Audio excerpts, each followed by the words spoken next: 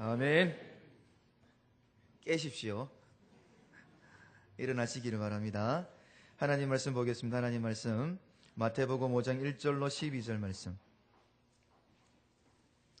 마태복음 5장 1절로 12절 말씀 교독하도록 하겠습니다. 마태복음 5장 1절로 12절 말씀입니다. 예수께서 무리를 보시고 산에 올라가 앉으시니 제자들이 나온지라. 심령이 가난한 자는 복이 있나니 천국이 저희 것이며 온유한 자는 복이 있나니 저희가 땅을 기업으로 받을 것이며 긍휼히 여기는 자는 복이 있나니 저희가 긍휼히 여김을 받을 것이며 화평케 하는 자는 복이 있나니 저희가 하나님의 아들이라 일컬음을 받을 것이며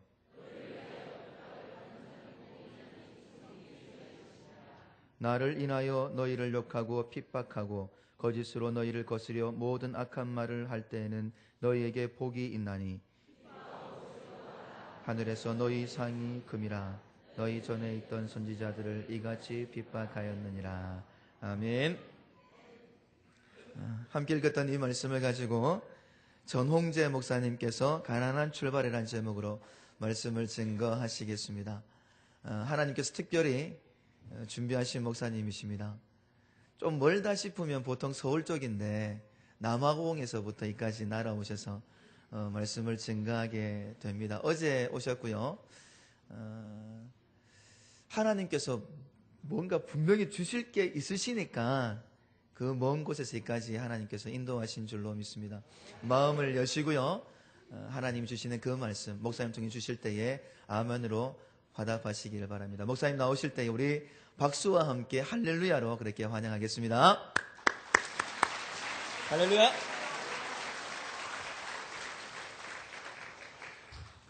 날라왔습니다.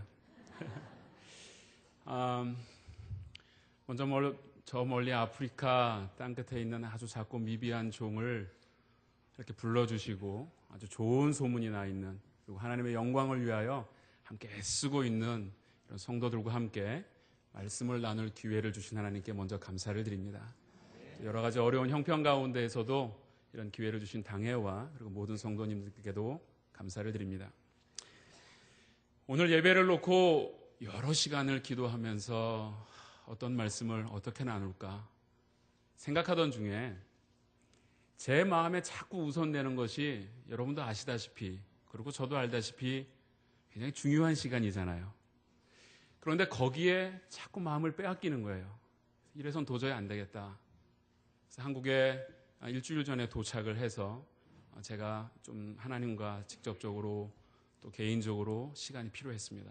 그래서 기도하던 중에 하나님께서 주시는 말씀이, 음성이 제 마음속에 너의 어떠한 입장도 동일교회에 있는 예배의 영광과 하나님이 주시는 은혜를 침해할 수 없다는 것이었어요. 그렇구나. 내가 착각 속에 있었구나. 내가 정말 하나님께 나와서 무엇이 우선되어야 하는지를 잊고 우선순위를 뺏긴 것을 준비하고 있었구나 라는 생각을 했습니다. 저는 오늘 이 시간 여러분과 제가 하나님께서 주시는 그 말씀을 통하여서 하나님의 은혜의 보좌 앞으로 담대히 나아가기를 축원합니다. 구약 성경의 마지막은 우리가 알다시피 말라기입니다. 말라기 4장 6절인 마지막 절을 보면 이렇게 얘기를 합니다. 그가 아비의 마음을 자녀에게로 돌이키게 하고 자녀들의 마음을 그들의 아비에게로 돌이키게 하라. 돌이키지 아니하면 두렵건대 내가 와서 저주로, 무엇으로요? 저주로 그 땅을 칠까 하노라 하시니라. 이렇게 하고 구약 성경이 끝났습니다. 히브리어 원어 성경에 보면요, 맨 마지막에 나오는 단어가 저주라는 그 단어입니다. 구약 성경의 끝이 저주라는 엄청난 무서운 단어로 끝이 나고, 그리고 신약 시대가 시작이 되었습니다. 신약에 넘어와서 가장 처음으로 하시는 말씀이 무엇이냐 하면 복입니다. 복. 예수님의 사역의 처음 산상수훈이라는 설교를 하시면서 주님이 그 입을 열어 가르쳐 가라사대 하시는 말씀이 복이라는 것입니다. 여러분, 예전에 이산 가족 찾기 프로그램을 보신 기억들이 있으시리라고 생각을 합니다. 사촌지간에, 당숙지간에, 형제지간에 아주 오랫동안 떨어져 있다 그들이 만나서 처음으로 하는 이야기가 뭡니까? 아버지가 살아계시냐? 어머니가 살아계시냐? 이런 것들을 물어요. 혹은 아주 나이 많은 형이 이미 할아버지가 된 동생에게 묻는 말도 장가는 갔냐? 이런 것들을 물어봅니다. 무슨 얘기예요? 가장 묻고 싶었던 거죠. 떨어져 있는 동안에 너무너무 궁금했고 꼭 해주고 싶었던 말이 있었어요. 그것을 처음 만나면 이야기하는데, 주님이 신약시대를 열면서 처음으로 당신의 백성들에게 주시는 그 음성이 복이 있어라. 성도는 복이다. 성도는 복된 삶을 살아야 한다라는 것을 강조하고 있는 것입니다. 여러분, 성경적 숫자에 8이라는 것은 없습니다. 우리는 오늘 이 본문을 팔복이라고 이야기를 하는데 성경적 숫자에 8은 없어요. 다시 말하면 1 더하기 7이라는 의미에서 이 8을 이야기하고 있습니다. 무슨 말씀입니까? 첫 번째 것이 전제되지 않으면 나머지 7가지가 따라오지 않는 거예요. 그러므로 가장 처음에 나오는 복의 전제, 이것이 바로 심령이 가난해지는 복입니다. 그래서 저는 오늘 제목을 가난한 출발이다. 2006년은 우리가 좀 가난하게 출발하자, 이런 의미에서 말씀을 나누고자 합니다. 채우기 위해서는 비워야 합니다. 다 아시죠? 빈 종이에 그림을 그릴 수 있습니다. 빈 그릇에 음식을 채울 수 있고, 빈 영성에, 가난한 심령에 하나님의 축복을 채울 수가 있는 것입니다. 2006년을 여러분 힘차게 시작하셨습니까? 여러분 무엇인가 이제 새로운 일을 하시고 싶으십니까? 그렇다면 여러분의 모든 계획들보다 전제되어야 될 것이 한 가지 있는데, 비우는 것입니다. 신약 시대를 처음으로 여신 주님께서 처음으로 주님의 백성들에게 주신 심령의 가난함은 오늘을 살고 있는 우리에게도 동일하게 심령의 가난함의 전제가 따라오고 있는 것입니다. 여러분, 적당히 여러분의 심령을 리모델링 한다고 되는 일이 아닙니다. 우리의 심령에 하나님이 미워하시는 삶의 모습이 있다면 완전히 버려져야 합니다. 무너진 폐허 위에만 하나님의 계획하심이 있습니다. 여러분, 오늘 본문은 우리에게 증거하기를 심령이 가난하다라고 말씀하시고 있습니다. 신약 성경에서 가난하다라는 단어가 여러 가지의 단어로 쓰입니다. 그런데 그 중에 특별히 대표적인 두 단어가 있는데 하나는 푸토코스라는 단어이며 하나는 헤나스라는 단어입니다. 헤나스라는 단어는 일반적인 가난이에요. 말하자면 내가 요즘 여유가 없어서 차를 못 바꾸겠어. 내가 요즘 여유가 없어서 외식을 잘 못했어. 나는 상대적인 빈곤입니다. 누구랑 비교해보니까 좀 가난하게 느껴지는 것, 하고 싶은 것이 있는데 그것을 하지 못하는 것, 이것은 헤나스라는 가난입니다. 그런데 푸토코스라는 이 가난이 말하는 것은 찢어지는 가난이에요. 오늘 이 아침 당장 누군가의 손길을 통하여서 내 가족에게 먹을 것을 주지 않으면 가족이 다 같이 굶어 죽게 된 거예요. 이것은 절대적인 빈곤입니다. 누구랑 비교해서 가난한 게 아니라 가난 그 자체가 내 삶을 온통 억누르고 있는 것, 도저히 내 힘으로 빠져나올 수 없는 그 상태. 오늘 성경이 말하는 심령의 가난함은 그겁니다. 어느 정도 누구와 비교해서 가난한 게 아니고 철저하게 가난한 거예요. 찢어질 정도로 가난한 겁니다. 누군가의 도움이 아니면 오늘 내가 이 한 걸음을 내딜 수 없을 정도의 가난, 그 가난을 오늘 성경은 말하고 있습니다. 그렇다면 도대체 무엇이 가난하다라는 겁니까? 무엇이 그토록 가난해야 하는 것을 주님이 말씀하십니까? 유대인들 역시 가난을 싫어했습니다. 왜 어떤 사람이 가난하다 얘기하면 우리가 선입견적으로 생각할 수 있는 것은 무능하다, 게으르다, 하나님의 복을 받지 못했나 보다라고 유대인들 역시 생각했습니다.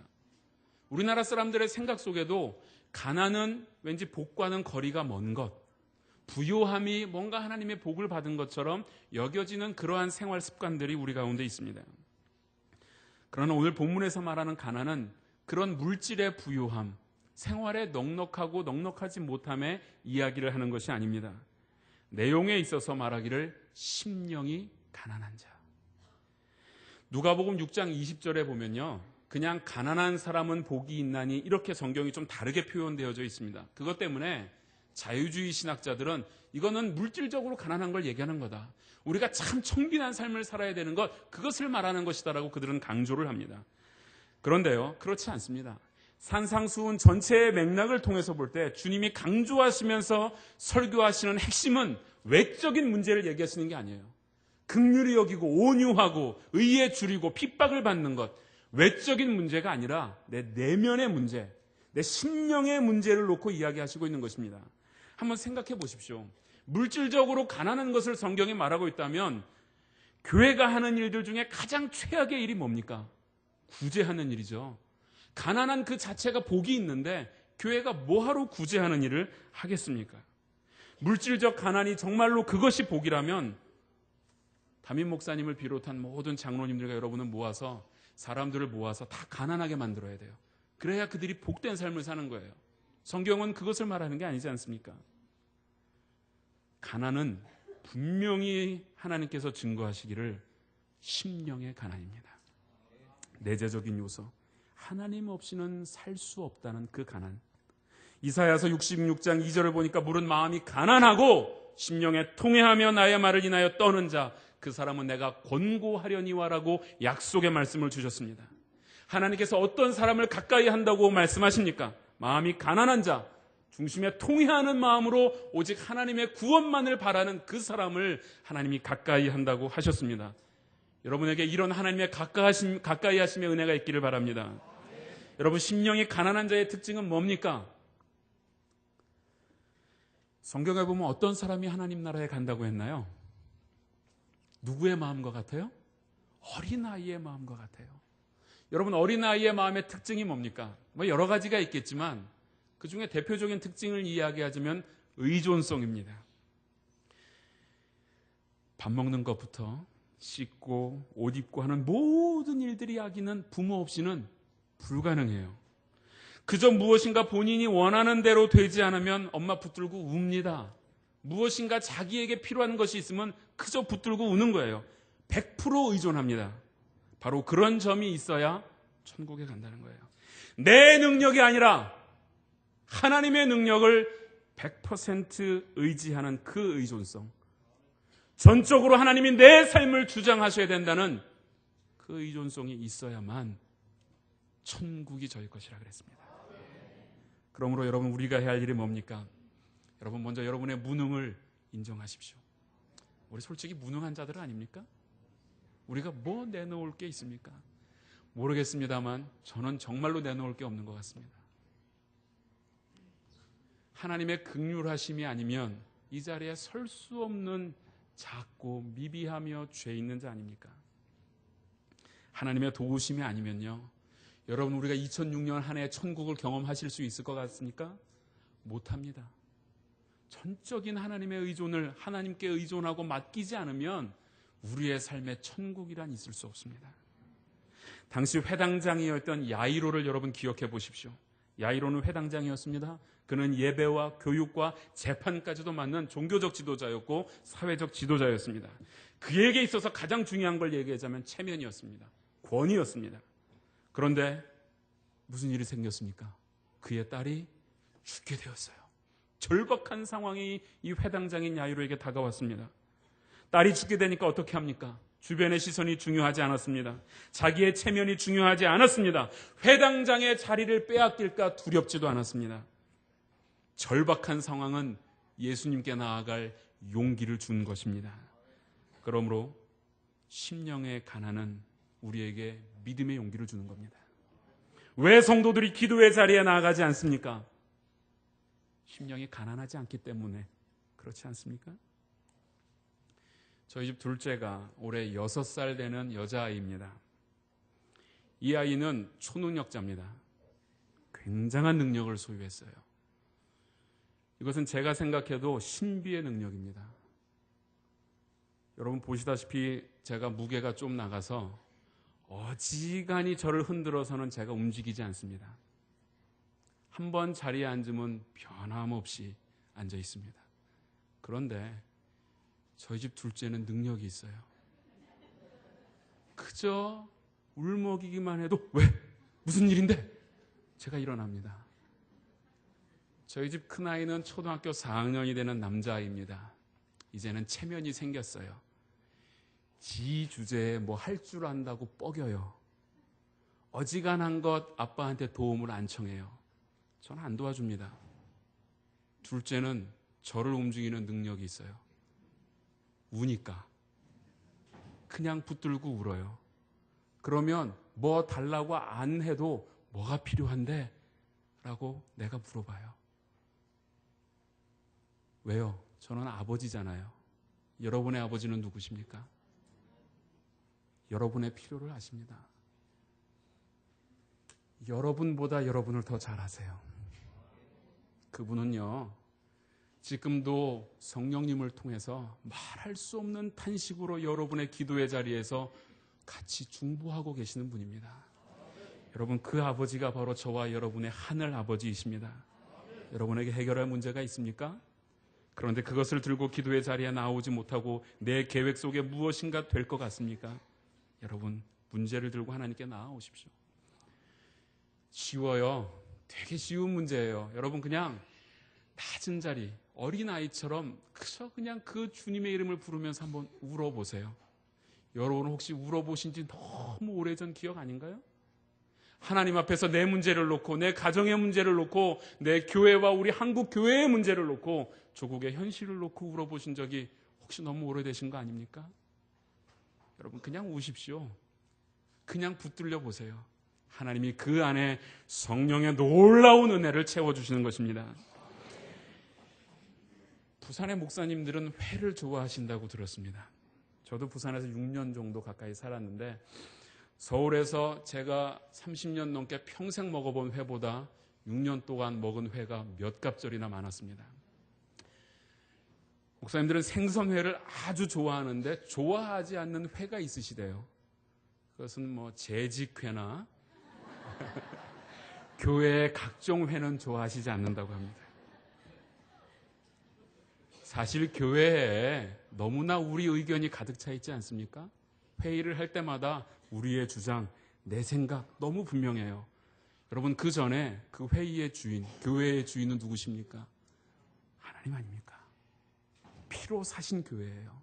그러면 내가 주인이 아니라 주님이 우선되고 주님이 전적으로 그 회의를 진행하시는 거 아닙니까? 그런 일이 없으면 자꾸 그 회를 싫어하는 거예요. 내 마음을 비우고 하나님의 인도하신 대로 순수하고 겸비한 마음으로 나아갈 때 정말 하나님이 교회를 역동적으로 이끌어 가시는 겁니다. 그런데 문제는 우리가 낮아지려고 아무리 애를 써도 안 돼요. 왠 줄 알아요? 악한 세력이 있기 때문이에요. 이거는요, 끊임없이 성도의 삶 속에서 싸워야 할 문제입니다. 우리 나름대로 때로는 기준을 세웁니다. 내가 이 정도 하면 신앙생활 잘하고 있겠지라고 생각을 합니다. 대표적인 것이 있다고 하면 그것이 유대인들이 가지고 있는 토라라는 겁니다. 구약의 율법인 창세기, 출애굽기, 레위기, 민수기, 신명기를 그 율법 아닙니까? 하나님이 주신 그 율법인데 구약 성경의 기초입니다. 이 율법 앞에 서면 하나님 앞에서 누구든지 자신은 죄인이라고 느낄 수밖에 없습니다. 다 지키기가 너무나도 불가능한 일이에요. 그래서 이스라엘 백성들이 만든 것이 무엇입니까? 일상생활에서 현실적으로 실제적으로 어느 정도 지킬 수 있는 법을 만들었는데 그게 토라라는 거예요. 이것을 우리가 얘기하는 탈무드입니다. 그래서 이스라엘 백성들은 실제로 그 탈무드를 자신들의 삶의 기준으로 삼았습니다. 왜요? 할 수 있기 때문에. 그리고 어느 정도 다 지켜나갑니다. 탈무드의 내용이 뭡니까? 어디에 가면 뭐 손을 씻고 뭐 하고 이런 내용들 있지 않습니까? 그거 지키면 된다라는 거예요. 손 씻는 것 왜 못해요? 그렇지 않아요? 만약에 하루에 손 20번씩 씻으면 구원받는다 그러면 제 손이 이렇게 까마진 않을 거예요. 안 그렇겠어요? 그거 씻어서 구원받는다면 그거 왜 못하겠습니까? 이슬람 교인들 보면요. 제가 남아공에서 오면서 요하네스버그라는 곳과 두바이라는 공항에서 중간에 경유를 해서 쉬었는데요. 거기에 보면 그들이 정시만 되면 기도하기 위해 만든 방이 있어요. 메카를 향해서 하루에 3번씩 절하고 기도하기 위해서 그 공항 안에도 그 방들을 다 만들어놨어요. 그거 하면 구원받는다면 왜 못해요? 할 수 있죠. 탈무드의 내용이 다 그런 것들이에요. 인간으로서 지킬 수 있는 것들, 인간이 할 수 있는 것들, 그거 하면 하나님의 말씀을 다 지켰다라고 착각하는 겁니다. 기준이 낮아졌어요. 자기의 기준으로 바뀐 겁니다. 여러분 주의 깊게 생각할 것이 있습니다. 예수 믿는 우리들은 탈무드가 없습니까? 우리 자신의 탈무드가 다 있습니다. 내 나름대로 정해진 기준, 이것만 하면 예수 잘 믿는 거다. 신앙생활 잘하고 있지라고 자부심을 갖습니다. 여러분 그렇지 않습니다. 성가대 1년 365일 한 번도 안 빠지고 52주 잘하면 내가 잘한 거다. 충성된 종이죠. 중요하죠. 주일 성수 잘하는 것 굉장히 중요합니다. 봉사생활 열심히 하는 것 중요합니다. 더 중요한 건 그 안에 주님이 없으면 안 되잖아요. 그 안에 은혜가 없으면 안 되잖아요. 그 안에 하나님의 말씀이 충만하지 않으면 안 되는 것입니다. 우리의 기준은 그래서 하나님의 말씀입니다. 절대로 낮아질 수 없는 기준, 하나님의 말씀입니다. 하나님의 말씀 앞에 서 있으면 여러분 뭘 느끼나요? 내가 잘난 것 같습니까? 아닙니다. 하나님의 말씀 앞에 정직하게 서 보십시오. 나처럼 무능한 자가 없고 나처럼 부족한 자가 없다라고 느낍니다. 하나님의 능력이 아니고서는 아무것도 할 수 없는 그런 자라는 것을 느끼게 된다는 것입니다. 그래서 심령이 가난한 자가 구하는 것이 뭡니까? 내 안에 진리가 없고 내 안에 승리가 없고 하나님의 은혜와 권능이 아니고는 내 존재 자체가 인정될 수 없는 그런 것을 깨닫는 것입니다. 여러분 혹시나 여러분 지금까지 신앙생활 하시면서 그리고 2005년을 살아오시면서 여러분 나름대로 세워진 기준에 맞춰 신앙생활 했다고 자부심을 갖고 계십니까? 그렇다면 말씀 앞에 다시 한번 돌아보십시오. 정말 내가 심령에 가난해서 하나님께 붙들린 바 되었었는지 돌아봐야 합니다. 이렇게 심령이 가난한 자의 두 번째 특징은 말씀 앞에 선다는 거예요. 심령이 가난하니까 말씀 앞에 서는데요. 말씀이신 주님 앞에 서는 거죠. 여러분, 말씀을 묵상하면 묵상할수록 내 자긍심이 깨집니다. 여러분 그런 거 경험해 봤나요? 어느 날 말씀을 다 설교를 듣는데 혹은 집에서 내가 말씀을 읽는데 갑자기 그 말씀을 나를 확 벗기는 듯한 느낌. 무엇인가 다 드러나는, 그래서 도저히 어디 쥐구멍이라도 찾아야 될 것 같은 그런 느낌. 여러분 그런 경험 해보셨잖아요. 그리스도인에겐 이런 경험 굉장히 중요합니다. 여러분 우리가 교만해지는 이유가 뭡니까? 말씀의 대가이신 그리스도 앞에 정직히 서지 않았기 때문이에요. 축구의 황자인 펠레나 마라도나 앞에서 축구 잘한다고 볼 갖고 장난칠 수 있겠습니까? 번데기 앞에서 주름 잡으시렵니까? 우체국 앞에서 우표 자랑하렵니까? 할 수 없는 거잖아요. 대가 앞에서 내가 뭘 자랑하겠습니까? 겸손한 자의 모습은 대가 앞에 서면 겸손해지는 거예요. 너무너무 그 부분에선 최고의 권위를 갖고 있는 사람 앞에 서면 나는 그 부분에 대해서 말할 수가 없죠. 말씀의 대가이신 주님 앞에 서는데 내가 무엇을 이야기할 수 있겠습니까? 그러므로 우리가 해야 할 일은 하나님만을 바라보는 것, 주님의 말씀 앞에 서는 것입니다. 저와 여러분이 어떤 존재입니까? 어둠 속의 촛불과 같은 존재예요. 어둠 속에선 촛불 하나가 얼마나 밝게 빛나요? 이 어둠을 환하게 비춰줍니다. 그런데 그 초를 들고 태양빛 앞에 가보십시오. 촛불이 빛이라고 할 수 있습니까? 그 빛이 보입니까? 보이지도 않아요. 우리가 그런 존재란 말이죠. 우리 나름대로 어둠 속에서 내 빛이 밝아, 내가 좀 더 밝지 않냐? 나는 건전지 꼈는데 아무리 밝다고 얘기해봐야 태양 앞에 가면 하찮은 불빛입니다. 그런 심령의 가난이 우리 속에 있어야 합니다. 이사야가 하나님 영광 앞에 서게 되자 화로다, 나여 망하게 되었도다, 내 입술이 범죄하였다라고 고백하며 벌벌 기었습니다. 여러분 그러므로 기독교는 이거 정말로 중요한 거예요. 정말 중요한 건데 여러분 꼭 기억하십시오. 혹시나 오늘 설교 듣고선 1년이 지났는데 아무것도 생각 안 나, 모르죠. 돌아서면 잊어버릴 수도 있어요. 근데 꼭 기억해야 할 것이 있는데 기독교는 영광의 종교입니다. 하나님의 영광을 한번 체험한 자, 그 삶은 놀랍게 변화됩니다. 이거 결코 잊어서는 안 됩니다. 주님의 영광을 바라보며 그 영광을 체험하고 나면 낮아질 수밖에 없어요. 하나님의 절대적인 능력을 바라보면 내 힘 가지고 무엇을 한다는 그런 소리를 하지 않습니다. 말씀 앞에 낮아지는 것, 이것이요 우리 스스로 착각하게 만드는 것 중에 하나가 열등의식 속에 사로잡히게 하는 것과 비슷하게 느껴집니다. 열등의식 속에 사로잡힌 사람들은 어떤 특징을 갖고 있습니까? 늘 자기 자신을 묵상해요. 문제가 내 능력에 있다고 생각합니다. 늘 나는 능력이 부족해, 나는 할 수 없어, 나는 얼굴도 못났어, 나는 피부도 시커매, 나는 백도 없어, 나는 부족해. 이런 생각 속에 빠지면 영적인 승리를 누릴 수가 없어요. 여러분 자기를 묵상하면 절대 살아날 길이 없습니다. 제가 남아공에서 있으면서 이제 같이 동역을 하면서 사역을 하면서 그 스트리트 피플들이라고 거지죠 우리로 말하면 그런 사람들을 돕는 사역을 합니다. 특별히 이제 청소년들을 불러다가 어린아이들과 청소년들을 불러다가 음식도 나눠주고 말씀을 가르치고 하는데 여러분 그 샌드위치 주기 시작하면서 400명, 500명 막 이렇게 모여요. 근데 하루는 그 아이들이 너무 이렇게 다니는 게 이제 이렇게 좀 더러워 보여요. 그래서 이제 우리가 그 뭐라고 합니까 이거 바리깡 정확한 용어는 뭐죠? 헤어 카톡이 그거를 구해서 그날은 이제 아이들 머리를 쫙 깎아주는 그런 날이었습니다. 근데 자원을 잘 안 해요. 일단 군대를 갔다 온 남자들이 그래도 머리를 좀 바리깡질을 할 줄 아니까. 그래서 저도 그래도 제가 목사 아닙니까? 목사. 그래서 이런 힘든 일은 니네가 하지 마. 청년들한테 니네 하지 마. 내가 할게. 이러고 제가 자원을 했습니다. 자원을 해서 이제 아이들 줄을 쭉 세워놓고 머리를 깎는데 첫 번째 아이를 다 깎았습니다. 머리를 척척척척 미는데 껍질이 훌러덩 벗겨지는 거예요. 그래서 큰일 났다 생각했어요. 아이고 그냥 매달 하던 대로 음식 배급이나 할 걸 괜히 목사라고 센 척하다가 내 양을 먹이랬는데 내 양 하나 잡아먹게 생겼네 생각하면서 머리를 깎는데 피는 안 나와요. 그래서 이게 도대체 어떻게 된 일인가? 그래서 이렇게 가만히 보니까 고 단위의 단백질로 된 두피가 여러분 이해가 되세요? 여러분 흑인 그 사람들 머리카락 만져보셨어요? 스프레이 한 통 다 뿌린 것보다 더 딱딱해요. 근데 그 머리를 깎는다고 애써서 세게 미는데 저는 잘 껍질이 벗겨진 줄 알고 정말 놀랐어요. 근데 아주 오랫동안 감지 않아서 슬슬 이게 껍질이 같이 벗겨지더라고요. 제가 그날 와서 손을 많이 씻었게요? 조금 씻었게요?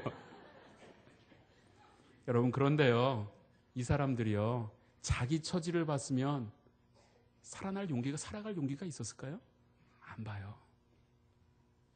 이들은 자기를 묵상하지 않아요. 오직 딱 한 가지 묵상합니다. 뭐예요? 누군가 날 안 도와주나?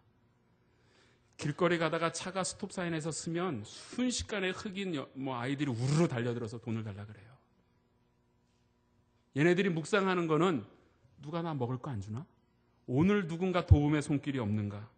그것만을 기다리는 거예요. 그래서 자살률이 제일 없는 계층이 거지들이래잖아요. 자기를 묵상하지 않으니까 비관할 필요가 없어요. 잊지 마십시오. 내가 지금 한 끼를 먹지 않으면 굶어 죽는 거예요. 이런 생각을 가지고 누군가의 도움만을 기다리는 그 마음, 그 간절함, 우리에게도 있어야 합니다. 내 심령의 가난함, 지금 누군가가 나를 도와주지 않으면 당장 죽게 된 내 심령의 가난함, 그래서 오직 하나님만 바라보고 있는 그 마음, 그 출발 있어야 합니다. 광야에서 불뱀에 물린 이스라엘 백성들을 한번 생각해 보십시오. 하나님을 원망한 이스라엘 백성들이 독이 가득한 불뱀에 물렸습니다. 그래서 그들이 상처를 껴안고 죽어가고 있습니다. 하나님께서 그들에게 구원의 길을 열어주셨죠. 장대에 달린 노뱀을 바라본 자마다 살아날 것이라고 했지만, 성경에는 그것을 자세히 기록하지 않았지만 장대에 달린 노뱀을 바라본 자도 있었을 것이고, 썩어가는 자기 상처를 보면서 고통스러워하다가 죽어간 자도 분명히 있습니다. 내 상처, 내 고통, 내 연약함만 보고 있으면 죽는 거예요. 고개를 드십시오. 산을 바라보시듯이 고개를 들어 내 문제 여전히 남아있지만 하나님의 도우심을 보십시오. 내가 할 수 없으니 하나님 당신이 도와야 합니다라는 그 마음 갖게 될 때 치료의 역사, 구원의 역사, 회복의 역사가 일어나는 것입니다. 여러분, 문제가 많이 남아있나요? 부족함이 아직도 많은가요? 그 능력의 부족 때문에 여러분 실망해 보셨나요? 작년 한 해 세웠던 계획들 또 실패하셨나요? 그래서 올해는 아예 계획도 안 세우련다 이렇게 시작하셨나요? 여러분, 하나님의 방법을 의지하십시오. 하나님 앞에 서야 합니다. 내 힘 가지고 못합니다. 내 능력 가지고 못합니다. 여러분 능력 가지고 사업 절대 안 됩니다. 내 능력 가지고 사역하고 교회 섬기는 것 못합니다.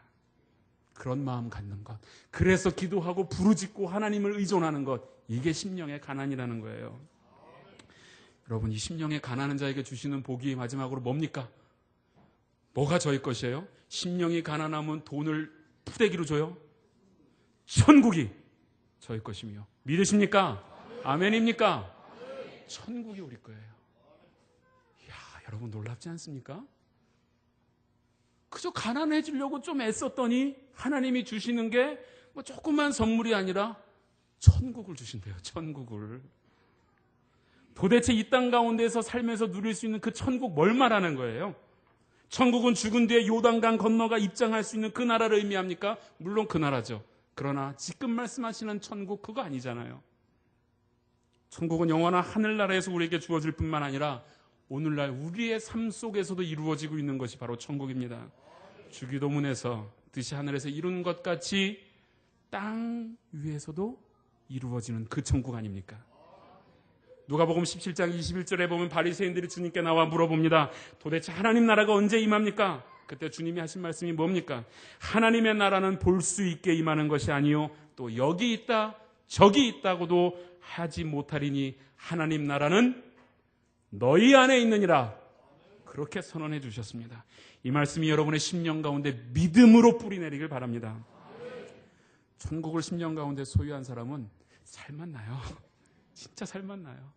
좀 없어요. 가난해요. 좀 한 번씩 문제가 큰 건강의 문제도 와요. 그래도 천국이 있으면 춤추고 싶은 거예요.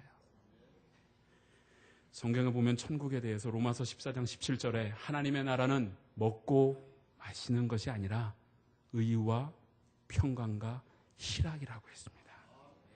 우리가 이 땅에 사는 동안에도 그 심령이 하나님의 나라의 의의 열매인, 그리고 평강과 희락의 열매를 누리고 사는 그것이 천국입니다. 여러분, 이 산상수훈에서 말씀하시는 건 내가 뭘 해라가 아니에요. 꼭 기억하셔야 되는 거는 내재적인 문제예요. 내 심령의 변화, 진짜로 변화가 있어야만 천국이 저희 것이죠. 하는 척 하라는 거 아닙니다. 이스라엘 백성들이 금송아지를 만들었던 사건을 여러분 기억하십니까? 출애굽해 그들은 모세가 시내산에 올라가 내려오지 않자 금송아지 형상을 만들었습니다. 그리고 거기서 숭배하며 복을 비는 장면이 나옵니다. 그들은 모세가 내려오지 않아서 뭔가 눈에 보이는 증거가 필요했습니다. 그래서 거기에 절하고 자신들이 원하는 바 복을 빌었습니다. 여러분, 근데 이스라엘 백성들은 이미 그 복을 그리고 기적을 경험한 자들입니다. 10가지 재앙을 똑똑히 목격했고 물과 만나와 메추라기를 공급하신 하나님을 그들은 경험했던 자들입니다. 그런데 이들이 자신에게 또 뭔가 복이 필요하며 또 뭔가 눈에 보이는 복을 달라라고 빌었습니다. 자신들은 조금도 변화되지 아니한 채 내 형편과 처지만 나아지면 된다라는 마음에서 복을 빌었습니다.